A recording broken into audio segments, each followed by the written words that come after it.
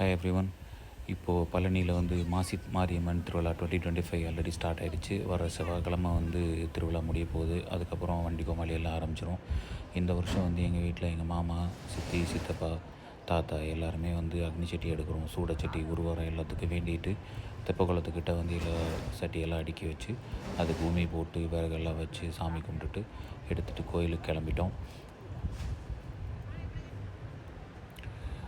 இப்போ வந்து எல்லோரும் சட்டியெல்லாம் அக்னியெல்லாம் வளர்த்தி சாமிகிட்ட நல்லா வேண்டிட்டு தேங்காவெல்லாம் உடைச்சி சூடச்சட்டி எல்லாத்தையும் எடுத்துகிட்டு கிளம்பிட்டோம்.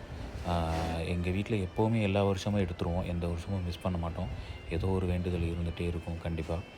இப்போது நாங்கள் அக்கா பொண்ணுங்க, என் மாப்பிள்ளைங்க, தாத்தா எல்லாருமே எடுத்துகிட்டு தெப்பக்குளத்துலேருந்து கோயிலுக்கு போயிட்டுருக்குறோம்.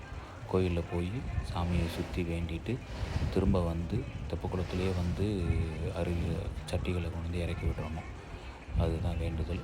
அதை முடிச்சுட்டு அந்த கோயில் முன்னாடி இருக்க இடத்துல நடந்து வந்தோம்னா ரொம்ப ஒரு மாதிரி ஹாப்பனிங்கான ப்ளேஸ் அது.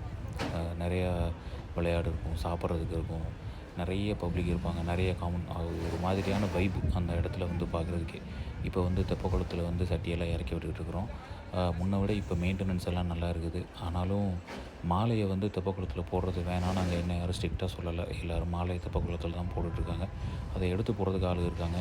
நான், பொண்ணு, ஒய்ஃபு, மாப்பிள்ளை எல்லாருமே வந்து கோயிலுக்கு போயிட்டுருக்குறோம். தெப்பக்குளத்தில் சட்டியை விட்டுட்டு இப்போ கோயிலுக்கு போயிட்டுருக்குறோம். எல்லோரும் எந்த எண்ணெய், விறகு, சூடம் எதுவும் வீட்டுக்கு கொண்டு போகக்கூடாதுங்கிறனால ஆப்போசிட்டில் வர்ற மற்ற சட்டி எடுத்துகிட்டு வரவங்களுக்கெல்லாம் கொடுத்துட்டு வந்துடுவாங்க. எல்லோரும் சாமியை பார்த்து கொண்டாடிட்டு இருக்கிறாங்க. எல்லோரும் நல்லா இருக்கணும், எப்போவும் எல்லோரும் நல்லா இருக்கணும்னு வேண்டிட்டு முடிச்சுக்கலாம் இந்த திருவிழாவை. Thank you all.